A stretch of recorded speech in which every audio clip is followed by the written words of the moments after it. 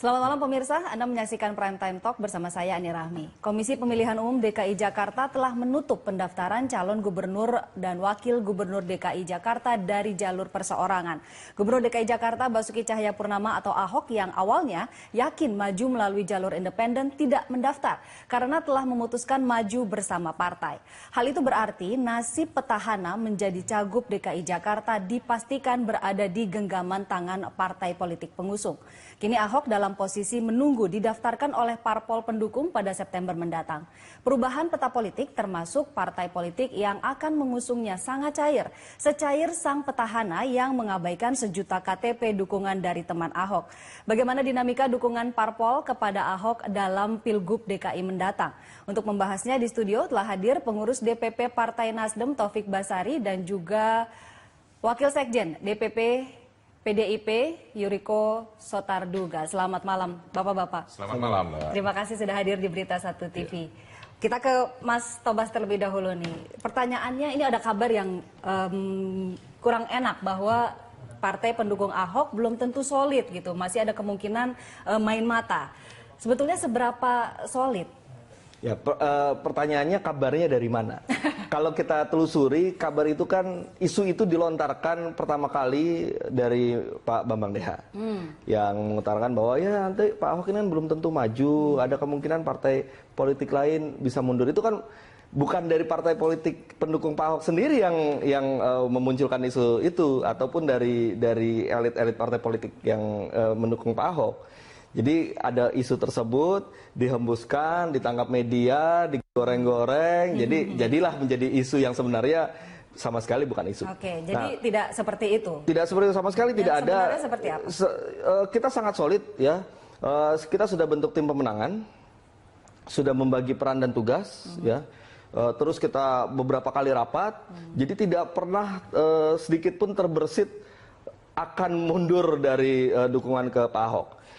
Jikapun itu terjadi, itu namanya bunuh diri politik.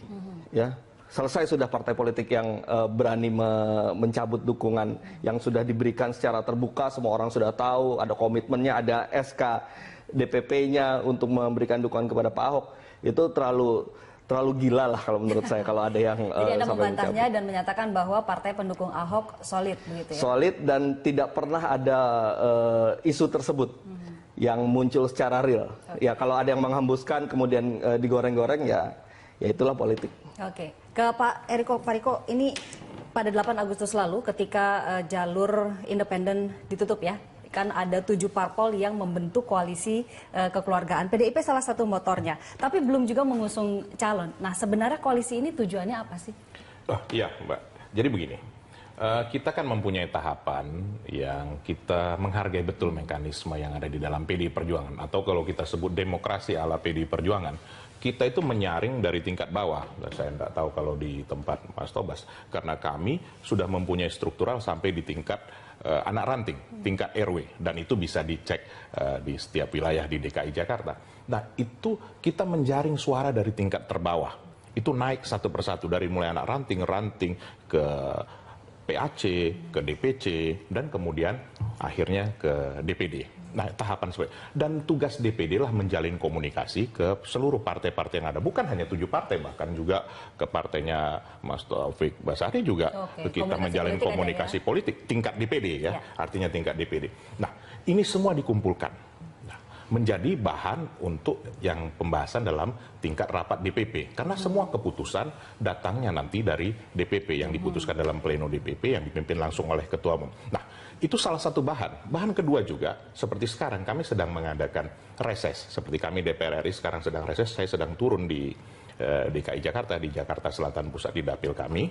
Dan juga DPRD pada periode yang lalu dan periode ini juga akan turun dalam reses. Dan itu akan menjaring data-data bahan yang akan disampaikan kepada DPP. Sebenarnya keinginan masyarakat DKI itu seperti apa sih sesungguhnya? Karena sebenarnya kita harus mengingat, yang memilih ini nanti kan masyarakat DKI, bukan kaum elit saja, bahwa masyarakat DKI yang demikian cair. Inilah yang menentukan siapa yang akan dia pilih pemimpinnya. Nah, hal ketiga, Mbak, bahwa kita juga melihat hasil survei yang ada, baik survei juga eksternal yang dilakukan oleh banyak pihak maupun juga survei internal. Nah, yang keempat, dinamika politik yang ada ini juga itu menjadi bahan pertimbangan yang penting, termasuk juga bahwa dalam hal ini adalah ibu kota negara, ibu kota negara Republik Indonesia, dan ini menjadi Indonesia Mini, menjadi barometer. Dan jangan lupa bahwa yang berhasil di DKI Jakarta ini akan menjadi pemimpin juga di tingkat nasional. Nah, itu kalau kita lihat dari yang lalu, di mana kita mengusung Pak Jokowi. Jadi koalisi kekeluargaan ini juga termasuk salah satu dinamika artinya politik. bahwa ini sebenarnya komunikasi politik yang wajar, dan ini sangat wajar, di mana di DPD DKI mereka melakukan komunikasi dan melakukan hubungan yang baik. Jadi artinya kalau pada satu ketika sudah ada keputusan, artinya nanti pada saat pendaftaran, siapapun yang diputuskan itu sudah jelas. Misalnya, ini partai ini kami sudah melakukan komunikasi yang baik, dan inilah yang disebut namanya kekeluargaan. Meskipun sebetulnya PDIP adalah satu-satunya partai yang bisa mengajukan calon seorang diri begitu tanpa koalisi pun kami bisa. Kan Mbak tidak diajarkan atau tidak diminta oleh Ketua Umum maupun juga DPP untuk mengatakan bahwa karena kami mampu mengajukan sendiri maka kami harus sendiri. Tidak seperti itu. Membangun DKI Jakarta tidak bisa sendiri. Membangun DKI Jakarta harus bersama-sama. Tapi langkah DPP DKI Jakarta ini sudah sepengetahuan pusat belum? Ibu Megawati misalnya? Memang tidak perlu untuk sepengetahuan pusat. Kenapa? Karena memang mekanismenya itu masih di tahapan DPD. Dan DPD mempunyai kewenangan di tingkat DPD untuk menjalin komunikasi dengan siapa saja. Nah, bahan inilah yang akan disampaikan nanti di dalam rapat DPP. Dan sampai saat ini kami belum membahas dalam rapat DPP untuk Pilkada DKI Jakarta, karena kita juga mengingat pilkada yang ada di Indonesia pada tahun depan itu ada 101. Ya, seperti itu. Jadi sebetulnya PDIP belum ada sikap nih ya, karena yang berhembus kan sudah punya pasangan calon gubernur dan wakil gubernur. Yang saya mau sampaikan di sini bahwa kita ada skenario. Pada waktu terakhir kami juga di berita satu ini saya sudah menyampaikan bahwa ada 3 skenario yang sekarang juga disampaikan oleh Pak Sekjen. Ada 3 opsi. Kalau saya Nah, kita akan bahas lebih jauh nih tentang 3 opsi ini, karena opsi pertama sebetulnya ada Ahok di situ. Kita akan lanjutkan perbincangan. Pemirsa jangan kemana-mana, Prime Time Talk akan kembali.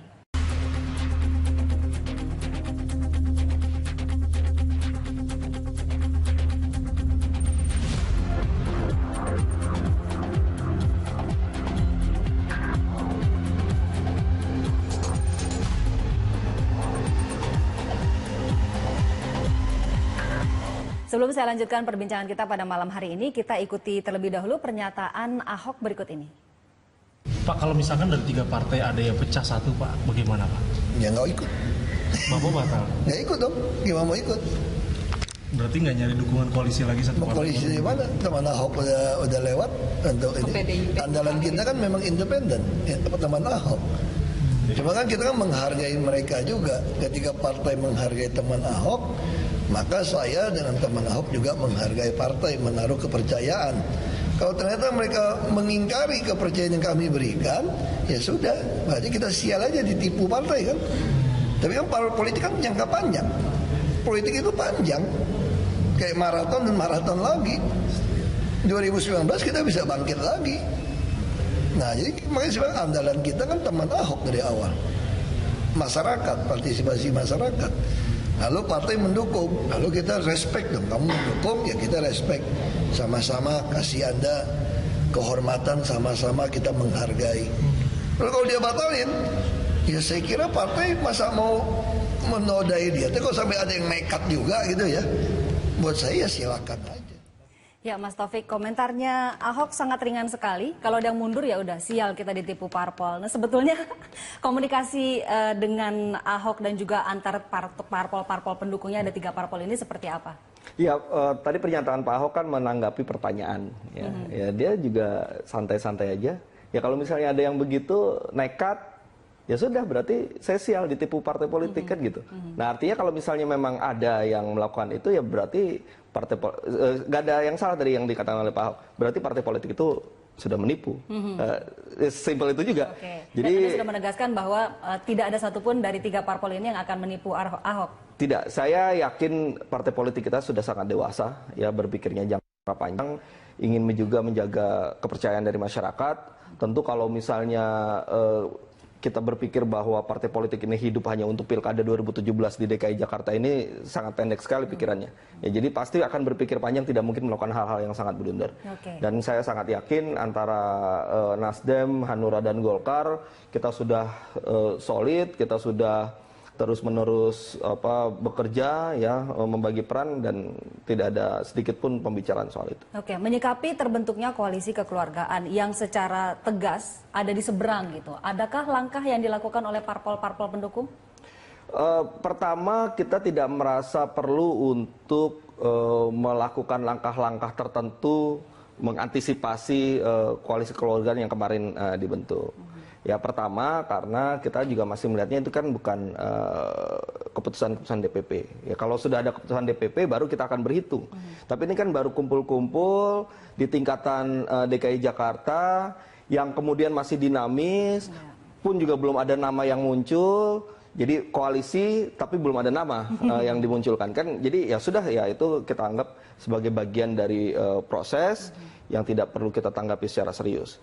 Nanti kita akan tunggu dari DPP-nya masing-masing. Karena atau bisa juga DPP-nya juga tidak seperti apa yang disampaikan oleh pengurus tingkat DKI, belum tentu juga. Nah, jadi kita masih menunggulah apa yang akan diputuskan oleh DPP partai masing-masing. Tapi yang jelas kita pun juga di 3 partai pendukung Pak Ahok ini bersama teman Ahok dan relawan lainnya membuka pintu seluas-luasnya bagi setiap partai politik yang ingin bergabung bersama untuk mendukung Pak Ahok. Ya termasuk juga PDI Perjuangan. Tuh, Pak, kita juga buka masalah nanti PDI Perjuangan akan mau memasuki pintu itu atau tidak. Itu tentu ada sepenuhnya kewenangan dari PDI Perjuangan. Tapi yang jelas kita tidak mau dari awal menutup pintu dan memonopoli bahwa Pak Ahok ini hanya milik kita bertiga. Tidak. Pak Ahok itu milik kita bersama, milik seluruh masyarakat, sehingga semakin banyak partai politik yang akan mendukung Pak Ahok, menurut kita makin baik. Oke, komunikasi politik dengan koalisi kekeluargaan seperti apa? Apakah memang ada komunikasi, lalu ada upaya untuk mengajak untuk bergabung? Secara informal kita jalankan terus komunikasi politik itu. Ya, sembari juga menunggu keputusan dari DPP-nya masing-masing. Jadi ya kita sadar setiap partai politik punya mekanismenya masing-masing, termasuk ya PDI Perjuangan misalnya tadi sudah dijelaskan bahwa harus ada pendaftaran dan sebagainya yang mungkin berbeda-beda. Ya Nasdem kita juga ada pendaftaran di tingkat bawah, tapi kita bisa mengesampingkan hal yang formal ketika kita melihat sesuatu yang lebih substantif. Ya, Ahok ini kita melihatnya lebih substantif. Oleh karena itu begitu Ahok menyatakan maju, kemudian ada teman Ahok yang mendukung, meskipun KTP-nya pada saat itu juga masih berapa ratus ribu, kita pun sudah langsung mendukung tanpa syarat. Nah, jadi beda-beda memang setiap partai, dan kita akan menghormati juga apa yang dijalankan oleh PDI Perjuangan dengan sistem dan mekanisme di internalnya masing-masing. Oke, Pak Eriko, ini karena memang dinamikanya jadi sangat menarik gitu. Seolah-olah ada 2 kubu, yaitu koalisi kekeluargaan dan juga ada partai pendukung, 3 partai. Tapi jadi menarik karena Ketua DPP Hanura DKI Jakarta Muhammad Sangaji ini mengatakan, oh tenang saja, minggu depan akan ada 2 partai yang akan bergabung bersama kita. Nah, komentar Anda seperti apa melihat dinamika seperti ini? Ya, saya tidak ingin mengomentari hal-hal seperti itu karena memang beliau sendiri yang lebih tahu. Mungkin ditanyakan saja kepada partai besar, paling besar kan PDIP. Mungkin ditanyakan saja kepada beliau karena di kami tentunya kan sudah disampaikan oleh Sekjen dan saya sudah menyampaikan ada 3 skenario. Termasuk di 3 skenario ini adalah kalau di skenario yang saya sampaikan, pertama adalah mencalonkan yang sudah mengikuti fit and proper test, karena kita harus menghargai hal itu. Itu sudah dijalani demikian sempurna, ada sampai di akhirnya ada 6 nama. Dan itu bersama dengan kader kita. Apakah di calon posisi gubernur atau wakil gubernur, itu tentu bisa kita simulasikan. Di skenario kedua, itu adalah mengajukan kader kita sendiri. Karena memang memungkinkan kedua-duanya untuk maju kader sendiri, dan memang kapabilitasnya juga memungkinkan. Kemudian juga ini bisa menjadi nanti 3 pasang kemungkinan di DKI Jakarta. Dan ini pilihannya juga lebih banyak kepada masyarakat DKI Jakarta. Nah, yang ketiga, kenapa saya sebut paling belakangnya, ya petahana dengan kader kami tentunya. Kenapa? Ini sebenarnya Mbak, seperti gayung bersambut, seperti bertepuk 2 tangan, harus bersambung. Kalau bertepuk sebelah tangan, hanya angin yang digapai. Artinya, kalau kita menginginkan kita untuk didukung, untuk dimenangkan, untuk menjadi bagian daripada ini, ya tentunya sampaikan dengan sungguh-sungguh bahwa saya ingin dibantu, saya ingin didukung, saya ingin menjadi bersama-sama, kan sebenarnya hal yang simpel saja. Dan itu sudah dari awal kami sampaikan, ini terbuka karpet merah. Tetapi sampai saat ini belum ada. Nah, itu saja sebenarnya. Jadi ada 3 skenario ini masih sangat memungkinkan. Sekali lagi, Mbak, kalau kita melihat ya, tahapan pilkada yang dilakukan saat ini melalui KPU, KPUD sangat baik. Artinya, waktu yang sangat cukup. Kalau kita melihat pendaftaran tanggal 19 sampai 21 masih ada 40 hari lebih. Bahkan setelah pendaftaran untuk menuju sampai di pilkada tanggal 15 Februari itu masih ada 130-140 hari untuk melakukan sosialisasi. Jadi siapapun nanti yang dipilih, ini harus yang terbaik untuk masyarakat DKI Jakarta. Dan itu sekarang intinya. ini masih menimbang antara opsi-opsi yang ada. Tapi arahnya kemana? Apakah sudah ada pembicaraan? Ya kalau ini disampaikan sekarang berarti sudah tuntas ya Mas Thomas. Sudah tidak ada lagi proses yang berikutnya kan. Biar bagaimanapun juga ini proses ini harus, kalau ini di PDI Perjuangan kita jalankan konsisten. Bahwa proses ini harus dihormati sampai dengan akhir. Ya, kita telah terhubung dengan Mas Mas Yunarto Wijaya. Halo, selamat malam Mas Yunarto. Selamat malam. Ya, ini saya sedang bersama Pak Eriko Sutarduga dan juga Mas Taufik Basari di sini sedang membicarakan posisi Ahok yang belum malam, aman. Bang Eriko, Mas Tobas. Malam, Mas Yunarto. Malam, Mas Toto. Mas Toto, Anda melihat sebetulnya seberapa cair nih peta politik dalam Pilkada DKI Jakarta kali ini? Karena sepertinya ada 2 kubu yang tercipta. Tapi juga apakah ini masih bisa berubah atau Anda melihat 2 kubu ini sudah ajak? Iya, pilkada ini kan incumbent-nya masih bisa maju kembali. Definisinya dari pilkada ketika incumbent masih bisa maju kembali adalah evaluasi terhadap incumbent. Jadi kutub pertama kan pasti kutub incumbent ya, Ahok. Dan kalau kita lihat dalam perkembangan akan ada berapa pasang, akan ada berapa kutub, kita harus akui juga sekarang PDIP menjadi poros penentu, menjadi putri cantik yang diperebutkan. Apapun hasil akhirnya nanti, karena ketika PDIP nanti bersikap itu yang paling menentukan bagaimana konstelasi ke depan. Pilihan skenario pertama adalah apabila PDIP ikut mendukung Ahok, tentu saja hampir bisa dipastikan hanya akan ada 2 kutub dari sisa kursi yang ada. Mungkin akan ada partai-partai menengah yang ikut bergabung, dan saya pikir Gerindra dan PKS mungkin partai yang paling terakhir paling mungkin bergabung begitu, atau membuat poros baru paling tidak. Di situ akan ada kemungkinan, di situ akan terjadi 2 pasang saja. Atau pilihan lain ketika PDIP memutuskan kadernya sendiri, bisa jadi ada 2 skenario juga. Skenario pertama menggandeng koalisi Gerindra PKS yang sudah menyatakan dukungan kepada Sandi. Kalau itu terjadi berarti akan terjadi koalisi besar yang akan berhadapan dengan Ahok head to head. Katakanlah di sini yang paling santer, paling sering disebut namanya Ibu Risma misalnya.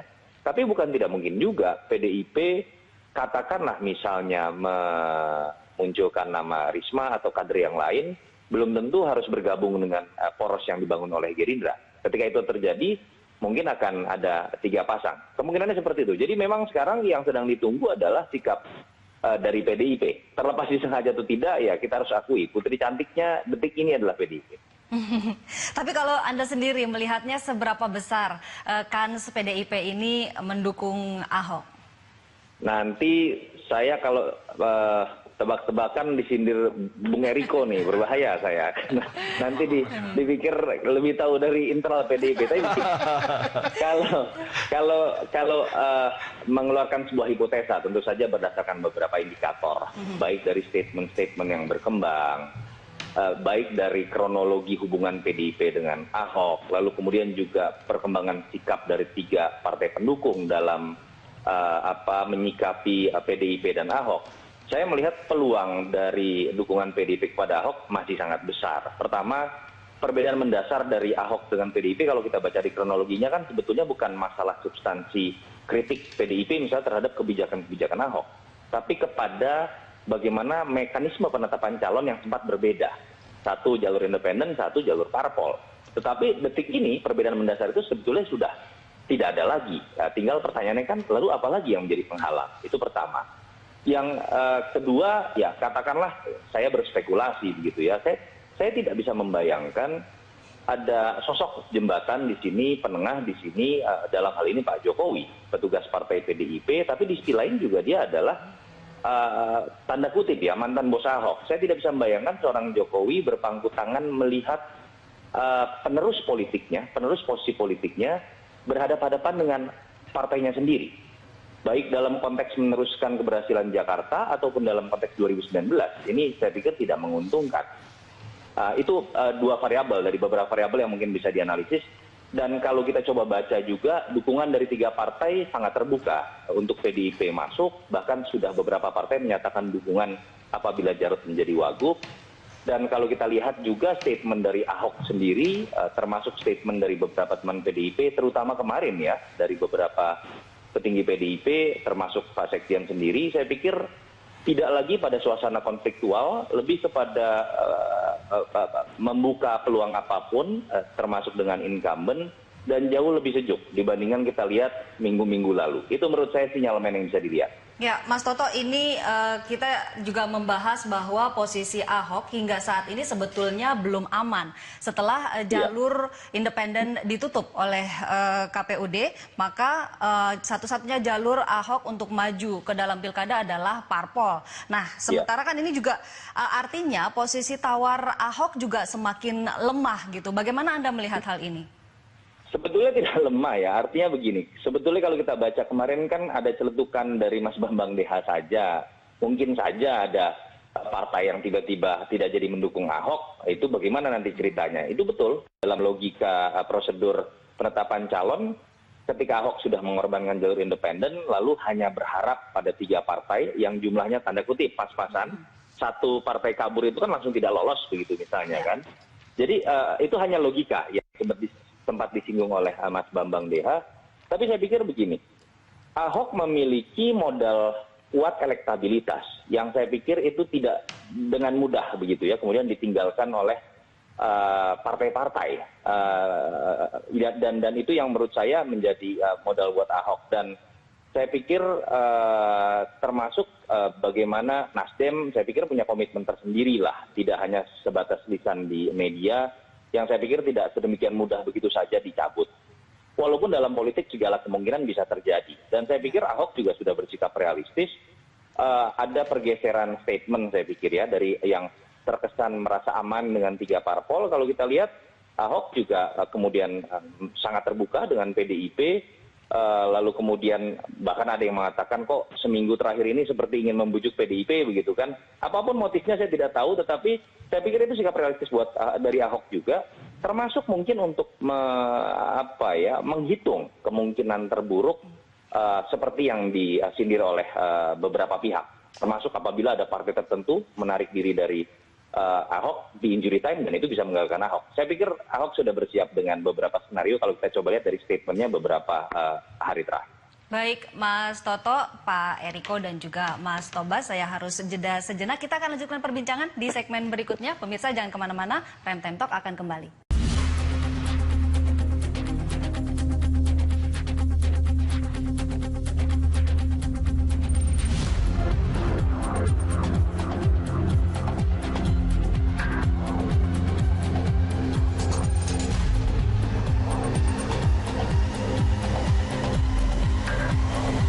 Anda kembali menyaksikan Prime Time Talk, pemirsa, dan saya memberi kesempatan kepada Anda, pemirsa, untuk bisa bergabung bersama kami dalam perbincangan kami pada malam hari ini. Dan sudah ada Bapak Indra dari Ciputat. Selamat malam, Pak Indra.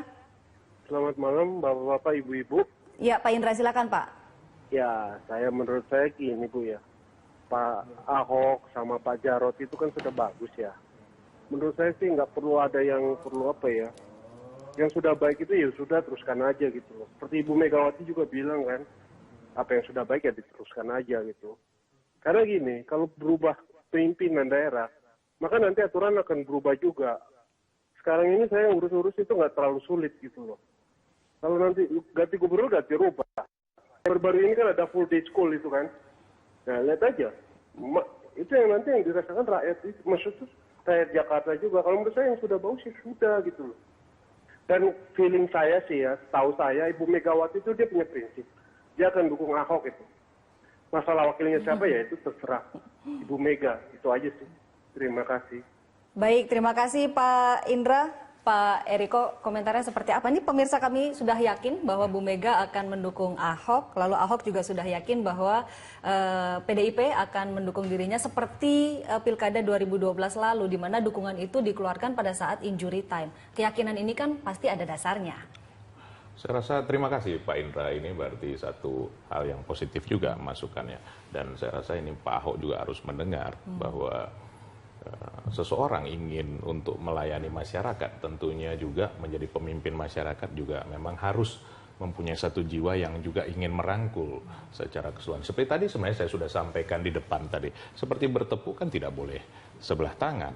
Pada waktu di mobil yang Mas Tobas kan sudah disampaikan oleh Pak Ahok, menceritakan kepada kita semua bahwa menyampaikan kepada Ibu bahwa beliau sudah didukung oleh parpol. Nah, tetapi kan tidak ada kata-kata lanjutannya kalau kita melihat di situ apakah saya ingin didukung juga oleh PDI Perjuangan. Nah, makanya ada jawaban yang disampaikan juga oleh Pak Ahok. Saya sendiri belum mengkonfirmasinya kepada Ahok, hanya membaca di media dan juga kepada Ibu Ketua Umum kami bahwa tentu PDI Perjuangan mempunyai mekanisme dan menghargai mekanisme itu. Nah, sekali lagi saya sampaikan Pak Indra, di dalam salah satu mekanisme tadi itu, di dalam satu dari 3 skenario itu masih ada kemungkinan dari petahana bersama kader kami tentunya. Tadi Bapak sampaikan dengan Pak Jarod. Nah, ini satu hal yang sangat positif. Yang mudah-mudahan ini bisa didengar juga oleh Pak Ahok. Nah, juga menjadi keinginan dari beliau juga untuk ingin didukung oleh PDI Perjuangan. Jadi statement itu yang ditunggu oleh PDIP bahwa saya rasa saya ingin didukung juga kesungguhan oleh itu penting sekali. Ada satu hal lagi juga Mbak, ini yang saya mau ingatkan melalui kesempatan media ini. Tadi saya kebetulan turun di RW 03 di Cikini. Nah, ini nanti boleh dikonfirmasi langsung, boleh saya bawa di Kelurahan Cikini. Masyarakat di tingkat bawah, masyarakat yang ada di pinggiran kali itu, mereka sangat mengkhawatirkan terhadap incumbent. Apa yang dikhawatirkan? Bahwa kehidupan mereka di Jakarta ini nanti tidak terjamin. Bahwa Jakarta ini bukan untuk semua. Harusnya kan Jakarta untuk semua, untuk siapa saja. Apakah Jakarta ini hanya untuk yang memang mempunyai kehidupan yang mapan? Nah, ini juga menjadi satu ingatan untuk Pak Ahok. Nah, ini juga menjawab Pak Indra ini tadi. Jadi memang betul-betul masyarakat di DKI ini sekarang terbelah. Ada yang sangat menginginkan petahana, tapi ada juga yang sebagian besar juga tidak. Oke, tapi dari survei yang dilaksanakan oleh berbagai lembaga kan menunjukkan bahwa elektabilitas Ahok jauh lebih tinggi dibandingkan kandidat-kandidat lain. Nah, ini kenyataan yang ada. Kita boleh sama-sama kunjungi masyarakat yang ada di lokasi. Karena bagaimanapun juga, survei ini kan tentunya juga menjadi salah satu bahan. Tetapi kita juga harus mengingat, pertarungan yang sesungguhnya kan juga belum ada. Artinya kan belum ada nama yang terdaftar. Yang, ya katakanlah, siapapun belum ada yang terdaftar di sini. Tadi sudah disampaikan oleh Berita Satu, posisi Pak Ahok sendiri belum aman. Nah, ini kan juga kenapa hal ini dipertanyakan. Nah, ini kan juga menjadi satu bahan bagi kita semua. Oke, ini kita kembali terhubung dengan pemirsa, ada Pak Hairul di Mataram. Selamat malam Pak Hairul. Selamat malam Mbak, jadi kami dari luar Jakarta tertarik terus mengikuti dinamika di Jakarta karena ini mungkin menjadi atau bisa menjadi pembelajaran atau pemahaman bagi kami di luar Jakarta ya. Terkait dengan apa yang sekarang berkembang di Jakarta, pendapat saya, ya Pak Ahok memang kuat, kekuatan ini dimanfaatkan, elektabilitasnya, tidak apa-apa berkomunikasi dengan Ibu Mega, sampaikan ke Bu Mega bahwa begini-begini, saya punya niat begini, walaupun sudah ada 3 partai. Yang kedua, ini pendapat kami, biarkanlah Surabaya itu dipimpin oleh pemimpin yang bagus seperti Bu Risma. Kasihan kalau yang bagus-bagus tarik semua ke Jakarta. Bila perlu, Jakarta cari calon lain yang kalau memang mau mengalahkan Ahok, tentu kalahkan dengan cara-cara yang baik dan benar. Jadi pendapat kami, mari kita berdemokrasi untuk kepentingan rakyat, bukan untuk kepentingan memperoleh kekuasaan. Jadi itu pendapat saya Mbak dari luar Jakarta. Terima kasih, selamat malam. Ya, baik, terima kasih Pak Hairul atas masukannya. Ini menarik, justru dari luar Jakarta juga memperhatikan dinamika yang terjadi di Jakarta. Ada imbauan untuk Pak Ahok dan juga ada imbauan bahwa Ibu Risma jangan diganggu. Ini menarik sekali. Nah, kita ke Pak Taufik terlebih dahulu. Ini kan publik ini ingin melihat Ahok dengan pasangannya. Tapi mengapa dari parpol pendukung Ahok sepertinya tidak kunjung menunjuk gitu siapa yang bisa mendampingi Pak Ahok sebagai calon wakil gubernur? Ya, jadi memang komitmen yang diberikan kepada Pak Ahok dari partai politik ini kita berikan tanpa syarat. Jadi kita tidak mensyaratkan bahwa kita dukung berarti wakilnya harus si A, si B, si C, atau kita meminta bagian tertentu, tidak. Dan itu diawali oleh Nasdem memang. Nasdem begitu dukung kita langsung menyatakan seperti itu, dan ternyata hal yang sama juga diberikan oleh Hanura dan Golkar yang tidak meminta harus siapa wakilnya. Kita serahkan sepenuhnya kepada Pak Ahok untuk memilih siapa wakilnya. Yang penting adalah wakilnya ini adalah orang yang bisa diajak bekerja sama untuk menjalankan pemerintahan ini, sehingga ya masyarakat akan mendapatkan pemimpin yang bisa saling bahu-membahu untuk DKI Jakarta. Tapi saya ada sedikit tambahan dari apa yang disampaikan oleh Mas Eriko tadi. Jadi tadi kan berkunjung di daerah Ciki ini ada masukan dari masyarakat. Alangkah baiknya juga kita ini juga bisa memberikan informasi bahwa masyarakat ini yang ada di pinggir kali itu jikapun nanti harus direlokasi pasti akan disediakan terlebih dahulu rusun seperti yang sudah ada. Jadi malah ada peningkatan kehidupan. Nah ini supaya informasinya jelas, jangan sampai kemudian yang muncul adalah bayangan-bayangan ketakutan yang ternyata tidak seperti itu. Nah ini yang menjadi tugas kita semua dalam pilkada ini, supaya semua masyarakat bisa mengetahui apa yang benar dan tidak termakan isu-isu yang keliru. Ya, Mas Taufik, ini masih berbicara soal calon wakil gubernur. Kalau misalnya PDIP masuk nih, misalnya kan dinamika politik masih bisa, lalu muncul dengan nama, apakah 3 parpol ini bisa menerima? Sepanjang Pak Ahoknya menerima calon wakil tersebut, kita tidak ada masalah. Menerima dan kemudian ternyata memang cocok dan bisa bekerja sama, itu kita akan mendukung dengan senang hati. Jadi tidak ada masalah, tidak ada hal yang perlu kita khawatirkan mengenai wakil dari manapun. Oke, saya menyapa ke Mas Toto. Terakhir, Mas Toto, ini berbicara masalah calon wakil gubernur. Nah, apakah wakil ini nantinya akan jadi kunci dinamika dukungan parpol? Dan kalau menurut Mas Toto sendiri, siapa yang pas mendampingi Ahok? Ya, logikanya seperti ini. Biar bagaimanapun ada harga yang harus dinilai, ya, tanda kutip sebagai bentuk penghargaan terhadap masing-masing parpol yang memiliki nilai tersendiri. Harus diakui PDIP partai terbesar, katakanlah. Dan ada 3 partai menengah lain, Nasdem, Hanura, dengan Golkar. Ketika berbicara mengenai keadilan, saya pribadi misalnya melihat, pertama dalam pemposisian partai pengusung atau partai pendukung, saya pikir harus disederajatkan bahwa keempat partai, katakanlah PDIP bergabung, itu betul-betul sama-sama disebut sebagai partai pengusung, bukan sebatas partai pendukung. Tidak ada derajat yang membuat masing-masing partai berbeda, itu yang pertama. Yang kedua, tetapi tentu betul bahwa dibutuhkan penghargaan lebih, katakanlah terhadap partai terbesar yang akan juga memiliki kontribusi lebih banyak secara kuantitatif untuk menjaga incumbent, katakanlah terpilih lagi sampai 5 tahun ke depan. Ya, tentu saja bicara mengenai wakil. Saya pikir itu yang biasa terjadi ya dalam pola negosiasi dan kompromi secara kekuasaan. Dan kalau kita lihat bukan hal yang sebetulnya sulit, karena sebetulnya PDIP sudah memiliki sejarah ketika kadernya sekarang sudah menemani Ahok. Jadi kalau mau disimpulkan, ya ujungnya menurut saya langkah paling realistis untuk bisa buat Ahok menarik PDIP menjadi bagian dari pemenangan kampanye nanti, ketika meneruskan apa yang sudah ada sekarang, Ahok dan Jarot. Dan saya pikir dari pernyataan teman-teman Nasdem, Hanura, dan Golkar, sampai detik ini menurut saya tidak ada penolakan juga, dengan catatan seperti Mas Tobas tadi katakan, selama memang Ahok yang memutuskan. Baik, Mas Toto, terima kasih banyak atas kebersamaannya dengan Berita Terima kasih. pada Sama-sama, Bang malam Eriko, hari ini. Mas Sukses Tobas. selalu. Terima kasih.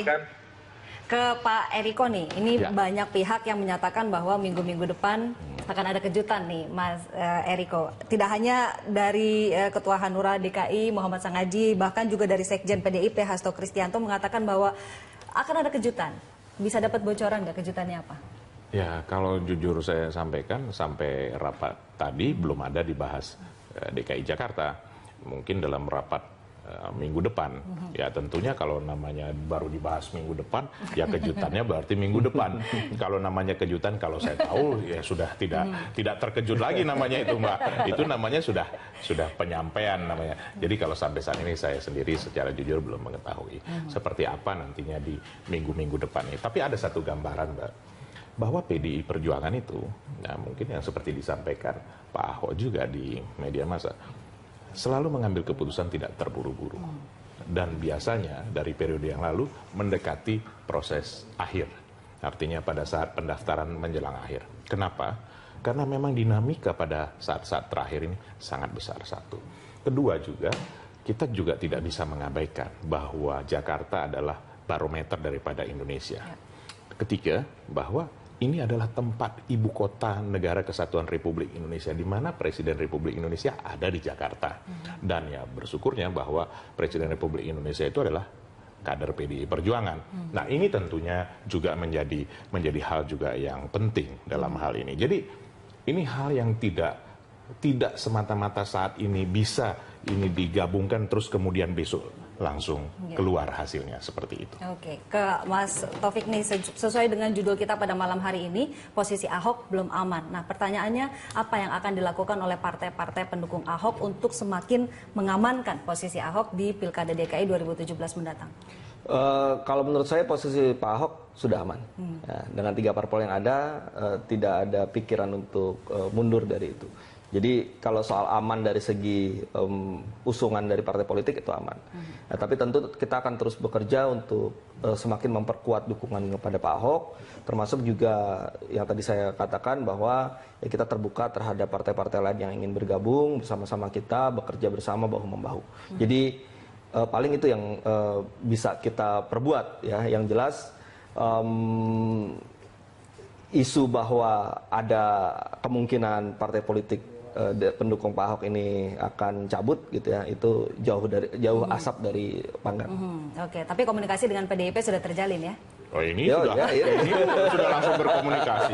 Selesai dari acara ini juga tetap berkomunikasi yang Baik, terima kasih banyak Mas Taufik dan juga Pak Eriko atas kehadiran dan masukannya pada malam hari ini. Pemirsa, demikian Prime Time Talk. Terima kasih banyak atas perhatian dan kebersamaan Anda. Sampai jumpa.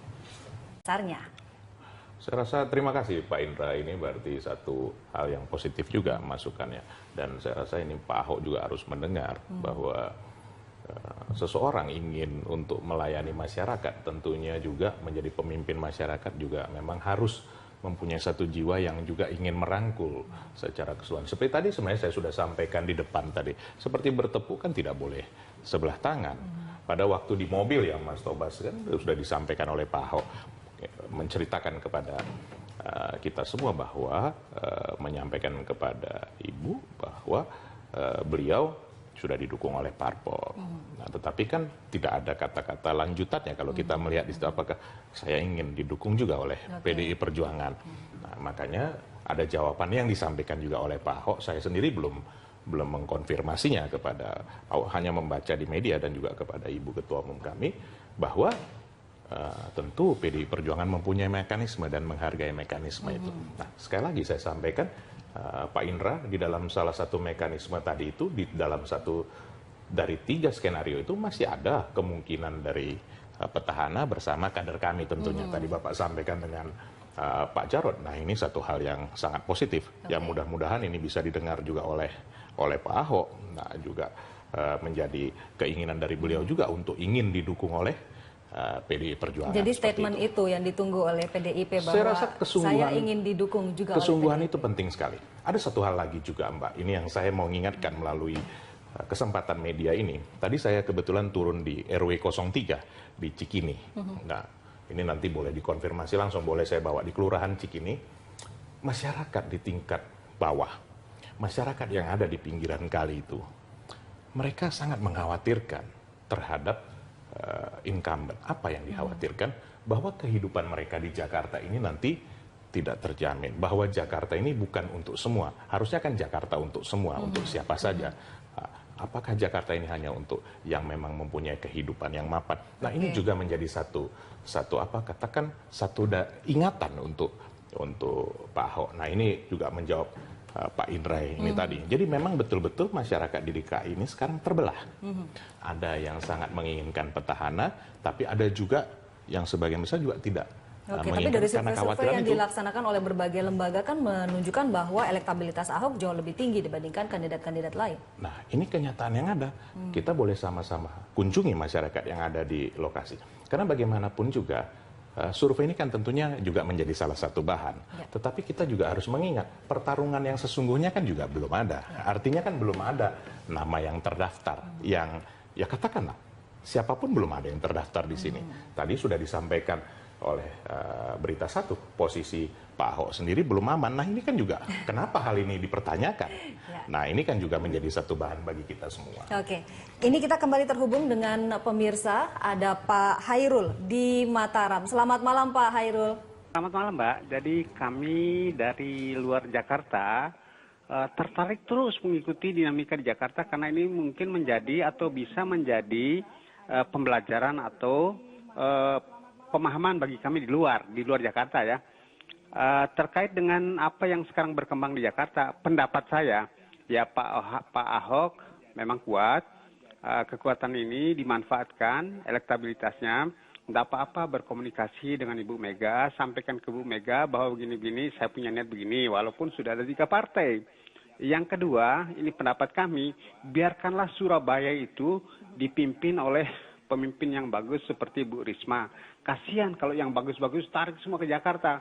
Bila perlu, Jakarta cari calon lain yang kalau memang mau mengalahkan Ahok, tentu kalahkan dengan cara-cara yang baik dan benar. Jadi pendapat kami, mari kita berdemokrasi untuk kepentingan rakyat, bukan untuk kepentingan memperoleh kekuasaan. Jadi itu pendapat saya Mbak dari luar Jakarta. Terima kasih, selamat malam. Ya, baik, terima kasih Pak Hairul atas masukannya. Ini menarik, justru dari luar Jakarta juga memperhatikan dinamika yang terjadi di Jakarta. Ada imbauan untuk Pak Ahok dan juga ada imbauan bahwa Ibu Risma jangan diganggu. Ini menarik sekali. Nah, kita ke Pak Taufik terlebih dahulu. Ini kan publik ini ingin melihat Ahok dengan pasangannya. Tapi mengapa dari parpol pendukung Ahok sepertinya tidak kunjung menunjuk gitu siapa yang bisa mendampingi Pak Ahok sebagai calon wakil gubernur. Ya, jadi memang komitmen yang diberikan kepada Pak Ahok dari partai politik ini kita berikan tanpa syarat. Jadi kita tidak mensyaratkan bahwa kita dukung berarti wakilnya harus si A, si B, si C, atau kita meminta bagian tertentu, tidak. Dan itu diawali oleh Nasdem memang. Nasdem begitu dukung kita langsung menyatakan seperti itu, dan ternyata hal yang sama juga diberikan oleh Hanura dan Golkar yang tidak meminta harus siapa wakilnya. Kita serahkan sepenuhnya kepada Pak Ahok untuk memilih siapa wakilnya. Yang penting adalah wakilnya ini adalah orang yang bisa diajak bekerja sama untuk menjalankan pemerintahan ini, sehingga ya masyarakat akan mendapatkan pemimpin yang bisa saling bahu-membahu untuk DKI Jakarta. Nah, tapi saya ada sedikit tambahan dari apa yang disampaikan oleh Mas Eriko tadi. Jadi tadi kan berkunjung di daerah Ciki ini ada masukan dari masyarakat. Alangkah baiknya juga kita ini juga bisa memberikan informasi bahwa ya, masyarakat ini yang ada di pinggir kali itu jikapun nanti harus direlokasi pasti akan disediakan terlebih dahulu rusun seperti yang sudah ada. Jadi malah ada peningkatan kehidupan. Nah ini supaya informasinya jelas, jangan sampai kemudian yang muncul adalah bayangan seorang diri begitu tanpa koalisi pun kami bisa. Kan Mbak tidak diajarkan atau tidak diminta oleh Ketua Umum maupun juga DPP untuk mengatakan bahwa karena kami mampu mengajukan sendiri maka kami harus sendiri. Tidak seperti itu. Membangun DKI Jakarta tidak bisa sendiri. Membangun DKI Jakarta harus bersama-sama. Tapi langkah DPP DKI Jakarta ini sudah sepengetahuan pusat belum? Ibu Megawati misalnya? Memang tidak perlu untuk sepengetahuan pusat. Kenapa? Karena memang mekanismenya itu masih di tahapan DPD. Dan DPD mempunyai kewenangan di tingkat DPD untuk menjalin komunikasi dengan siapa saja. Nah, bahan inilah yang akan disampaikan nanti di dalam rapat DPP. Dan sampai saat ini kami belum membahas dalam rapat DPP untuk Pilkada DKI Jakarta, karena kita juga mengingat pilkada yang ada di Indonesia pada tahun depan itu ada 101. Oke. Ya, seperti itu. Jadi sebetulnya PDIP belum ada sikap nih ya, karena yang berhembus kan sudah punya pasangan calon gubernur dan wakil gubernur. Yang saya mau sampaikan di sini bahwa kita ada skenario. Pada waktu terakhir kami juga di Berita Satu ini, saya sudah menyampaikan bahwa ada 3 skenario yang sekarang juga disampaikan oleh Pak Sekjen. Ada 3 opsi. Kalau saya Nah, kita akan bahas lebih jauh nih tentang 3 opsi ini, karena opsi pertama sebetulnya ada Ahok di situ. Kita akan lanjutkan perbincangan. Pemirsa jangan kemana-mana, Prime Time Talk akan kembali.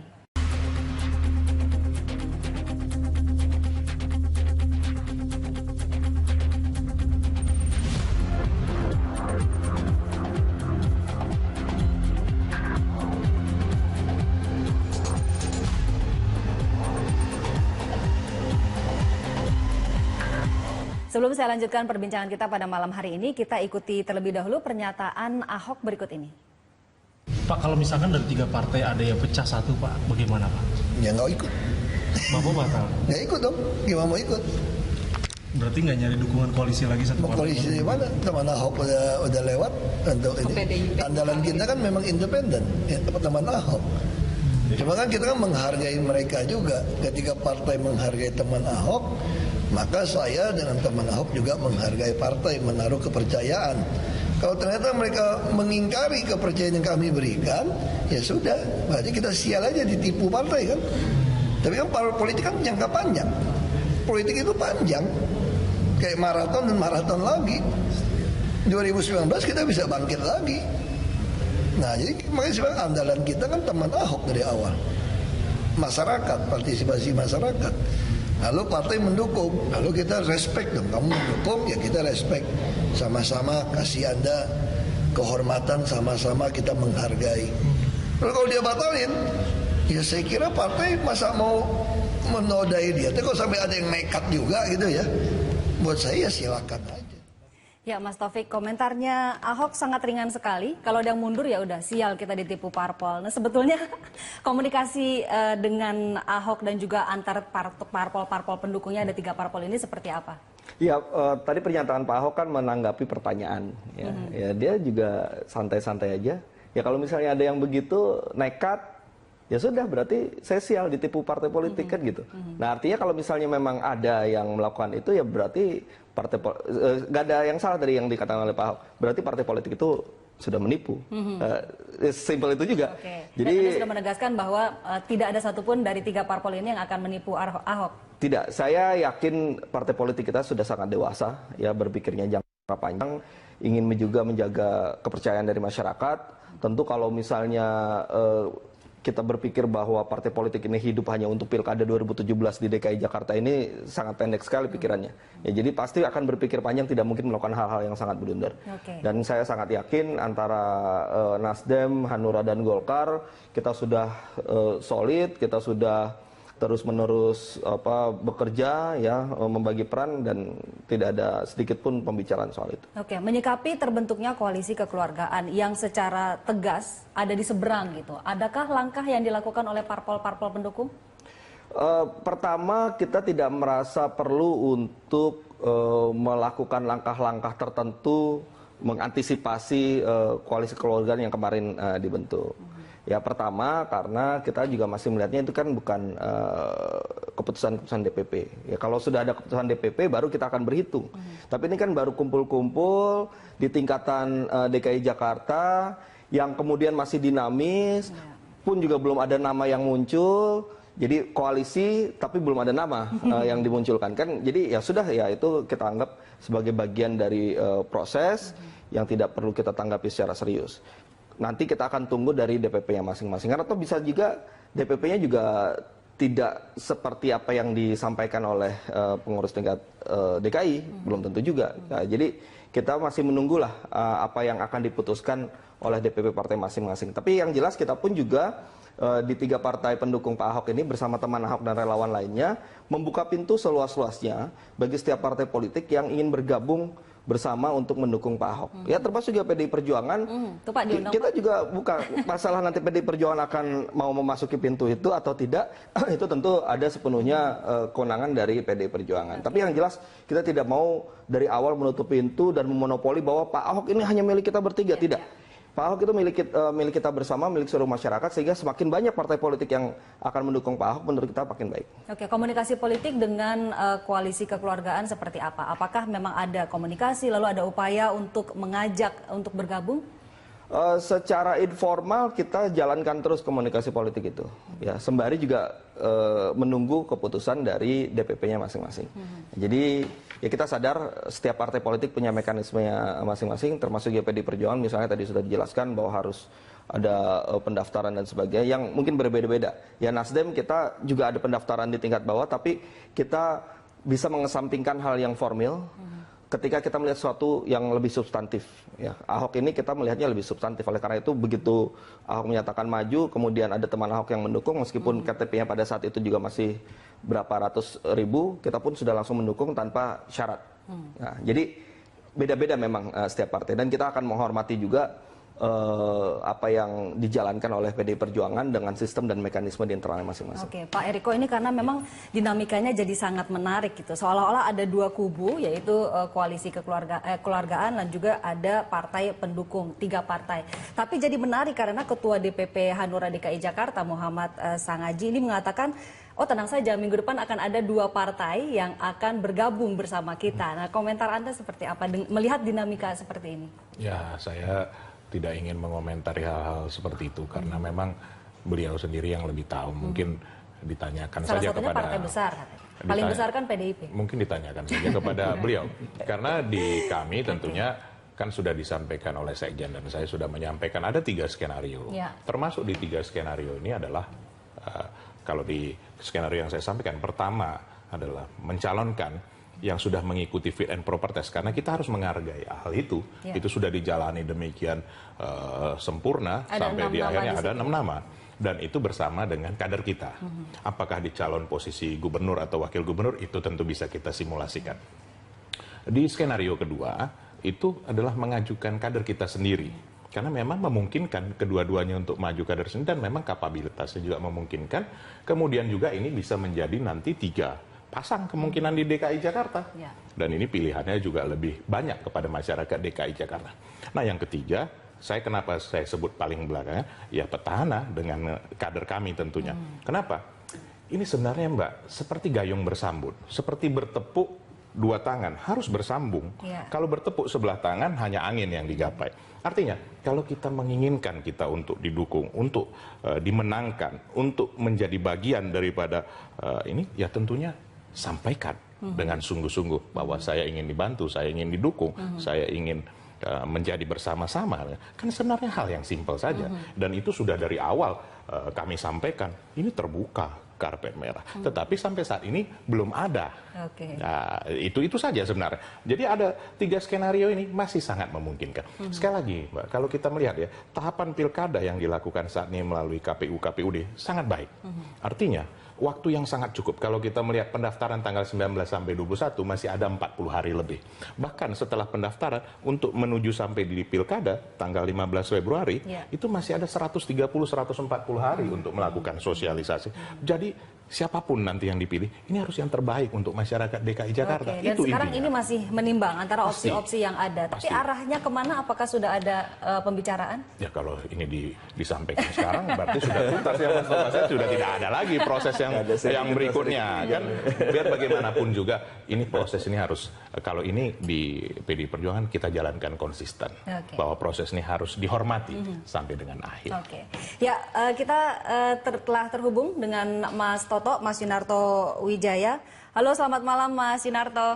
Selamat malam. Ya, ini saya sedang bersama Pak Eriko Sutarduga dan juga Mas Taufik Basari di sini sedang membicarakan posisi Ahok yang belum aman. Selamat malam, Bang Eriko, Mas Tobas. Selamat malam, Mas Yunarto.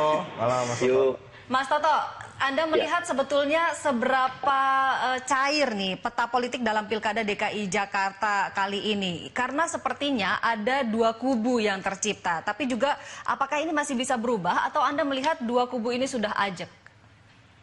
Iya, pilkada ini kan incumbent-nya masih bisa maju kembali. Definisinya dari pilkada ketika incumbent masih bisa maju kembali adalah evaluasi terhadap incumbent. Jadi kutub pertama kan pasti kutub incumbent ya, Ahok. Dan kalau kita lihat dalam perkembangan akan ada berapa pasang, akan ada berapa kutub, kita harus akui juga sekarang PDIP menjadi poros penentu, menjadi putri cantik yang diperebutkan. Apapun hasil akhirnya nanti, karena ketika PDIP nanti bersikap itu yang paling menentukan bagaimana konstelasi ke depan. Pilihan skenario pertama adalah apabila PDIP ikut mendukung Ahok, tentu saja hampir bisa dipastikan hanya akan ada 2 kutub dari sisa kursi yang ada. Mungkin akan ada partai-partai menengah yang ikut bergabung, dan saya pikir Gerindra dan PKS mungkin partai yang paling terakhir paling mungkin bergabung begitu, atau membuat poros baru paling tidak. Di situ akan ada kemungkinan, di situ akan terjadi 2 pasang saja. Atau pilihan lain ketika PDIP memutuskan kadernya sendiri, bisa jadi ada 2 skenario juga. Skenario pertama menggandeng koalisi Gerindra PKS yang sudah menyatakan dukungan kepada Sandi.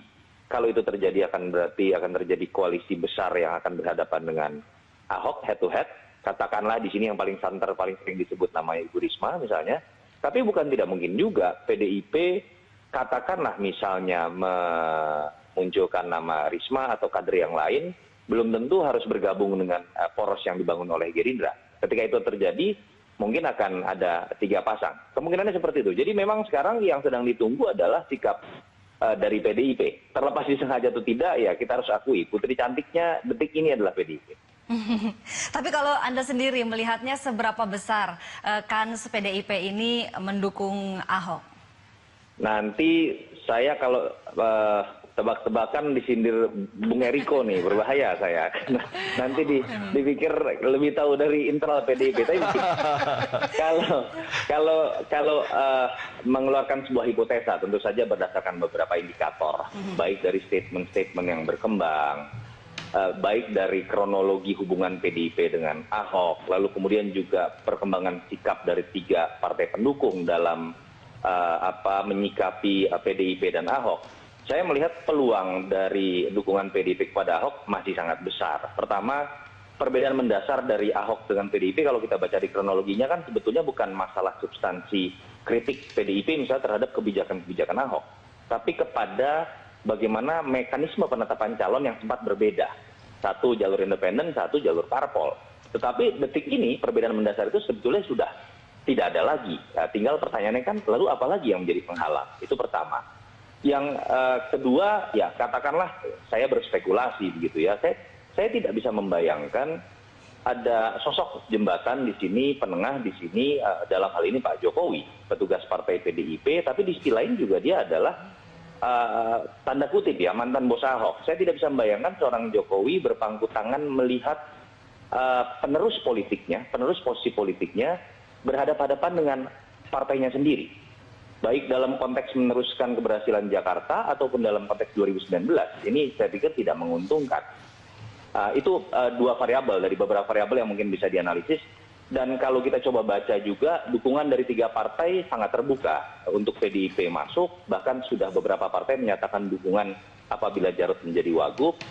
Dan kalau kita lihat juga statement dari Ahok sendiri, termasuk statement dari beberapa teman PDIP, terutama kemarin ya, dari beberapa petinggi PDIP, termasuk Pak Sekjen sendiri, saya pikir tidak lagi pada suasana konfliktual, lebih kepada membuka peluang apapun, termasuk dengan incumbent, dan jauh lebih sejuk dibandingkan kita lihat minggu-minggu lalu. Itu menurut saya sinyalemen yang bisa dilihat. Ya, Mas Toto, ini kita juga membahas bahwa posisi Ahok hingga saat ini sebetulnya belum aman. Setelah jalur independen ditutup oleh KPUD, maka satu-satunya jalur Ahok untuk maju ke dalam pilkada adalah parpol. Nah, sementara kan ini juga artinya posisi tawar Ahok juga semakin lemah gitu. Bagaimana Anda melihat hal ini? Sebetulnya tidak lemah ya, artinya begini, sebetulnya kalau kita baca kemarin kan ada celetukan dari Mas Bambang DH saja, mungkin saja ada partai yang tiba-tiba tidak jadi mendukung Ahok, itu bagaimana nanti ceritanya? Itu betul, dalam logika prosedur penetapan calon, ketika Ahok sudah mengorbankan jalur independen, lalu hanya berharap pada 3 partai yang jumlahnya tanda kutip pas-pasan, satu partai kabur itu kan langsung tidak lolos begitu misalnya kan. Jadi itu hanya logika yang sempat disinggung oleh Mas Bambang Deha. Tapi saya pikir begini, Ahok memiliki modal kuat elektabilitas yang saya pikir itu tidak dengan mudah begitu ya, kemudian ditinggalkan oleh partai-partai dan itu yang menurut saya menjadi modal buat Ahok. Dan saya pikir termasuk bagaimana Nasdem saya pikir punya komitmen tersendiri lah, tidak hanya sebatas lisan di media yang saya pikir tidak sedemikian mudah begitu saja dicabut. Walaupun dalam politik segala kemungkinan bisa terjadi. Dan saya pikir Ahok juga sudah bersikap realistis. Ada pergeseran statement saya pikir ya, dari yang terkesan merasa aman dengan 3 parpol. Kalau kita lihat Ahok juga kemudian sangat terbuka dengan PDIP. Lalu kemudian bahkan ada yang mengatakan kok seminggu terakhir ini seperti ingin membujuk PDIP begitu kan. Apapun motifnya saya tidak tahu, tetapi saya pikir itu sikap realistis buat dari Ahok juga. Termasuk mungkin untuk menghitung kemungkinan terburuk seperti yang disindir oleh beberapa pihak. Termasuk apabila ada partai tertentu menarik diri dari Ahok di injury time dan itu bisa menggagalkan Ahok. Saya pikir Ahok sudah bersiap dengan beberapa skenario kalau kita coba lihat dari statementnya beberapa hari terakhir. Baik, Mas Toto, Pak Eriko, dan juga Mas Tobas, saya harus jeda sejenak. Kita akan lanjutkan perbincangan di segmen berikutnya. Pemirsa jangan kemana-mana, Prime Time Talk akan kembali.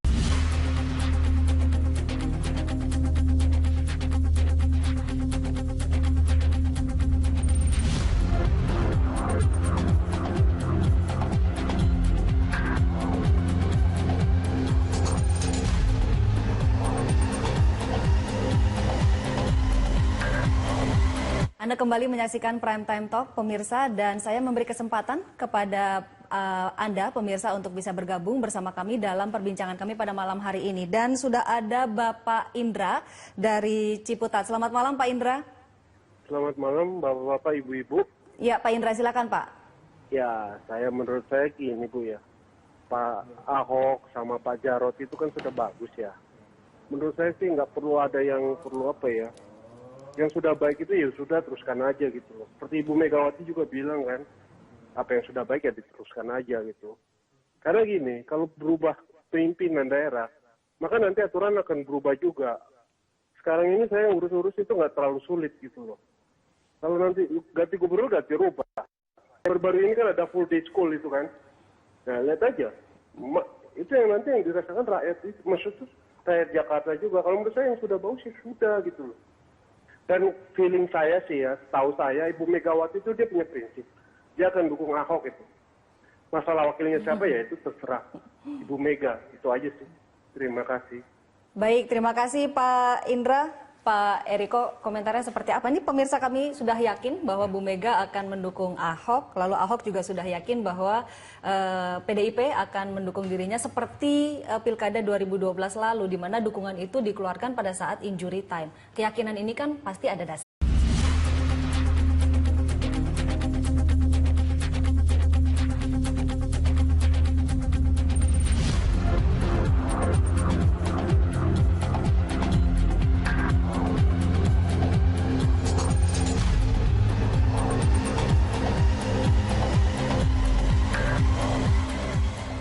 Selamat malam pemirsa, Anda menyaksikan Prime Time Talk bersama saya Ani Rahmi. Komisi Pemilihan Umum DKI Jakarta telah menutup pendaftaran calon gubernur dan wakil gubernur DKI Jakarta dari jalur perseorangan.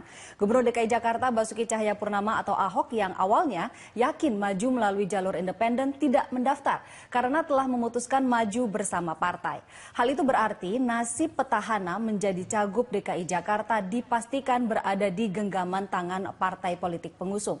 Kini Ahok dalam posisi menunggu didaftarkan oleh parpol pendukung pada September mendatang. Perubahan peta politik termasuk partai politik yang akan mengusungnya sangat cair. Secair sang petahana yang mengabaikan sejuta KTP dukungan dari teman Ahok. Bagaimana dinamika dukungan parpol kepada Ahok dalam Pilgub DKI mendatang? Untuk membahasnya di studio telah hadir pengurus DPP Partai Nasdem Taufik Basari dan juga Wakil Sekjen DPP PDIP Yuriko Sotarduga. Selamat malam Bapak-Bapak. Selamat malam, Mbak. Terima kasih sudah hadir di Berita 1 TV. Kita ke Mas Tobas terlebih dahulu nih. Pertanyaannya, ini ada kabar yang kurang enak bahwa partai pendukung Ahok belum tentu solid gitu, masih ada kemungkinan main mata. Sebetulnya seberapa solid? Ya, pertanyaannya kabarnya dari mana? Kalau kita telusuri, kabar itu kan, isu itu dilontarkan pertama kali dari Pak Bambang Deha. Yang mengutarakan bahwa ya nanti Pak Ahok ini kan belum tentu maju, ada kemungkinan partai politik lain bisa mundur. Itu kan bukan dari partai politik pendukung Pak Ahok sendiri yang memunculkan isu itu, ataupun dari elit-elit partai politik yang mendukung Pak Ahok. Jadi ada isu tersebut dihembuskan, ditangkap media, digoreng-goreng, jadilah menjadi isu yang sebenarnya sama sekali bukan isu. Oke, jadi tidak seperti itu. Tidak seperti itu sama sekali, tidak ada. Sebenarnya seperti apa? Kita sangat solid ya. Kita sudah bentuk tim pemenangan, sudah membagi peran dan tugas ya. Terus kita beberapa kali rapat, jadi tidak pernah sedikit pun terbersit akan mundur dari dukungan ke Pak Ahok. Jikapun itu terjadi, itu namanya bunuh diri politik. Ya, selesai sudah partai politik yang berani mencabut dukungan yang sudah diberikan secara terbuka, semua orang sudah tahu, ada komitmennya, ada SK DPP-nya untuk memberikan dukungan kepada Pak Ahok. Itu terlalu gila lah kalau menurut saya kalau ada yang Jadi Anda membantahnya dan menyatakan bahwa partai pendukung Ahok solid begitu ya? Solid dan tidak pernah ada isu tersebut yang muncul secara real. Ya kalau ada yang menghembuskan kemudian digoreng-goreng ya itulah politik. Oke. Ke Pak Eriko, Pak Riko, ini pada 8 Agustus lalu ketika jalur independen ditutup ya, kan ada 7 parpol yang membentuk koalisi kekeluargaan. PDIP salah satu motornya, tapi belum juga mengusung calon. Nah sebenarnya koalisi ini tujuannya apa sih? Oh iya Mbak, jadi begini. Kita kan mempunyai tahapan yang kita menghargai betul mekanisme yang ada di dalam PDI Perjuangan. Atau kalau kita sebut demokrasi ala PDI Perjuangan, kita itu menyaring dari tingkat bawah.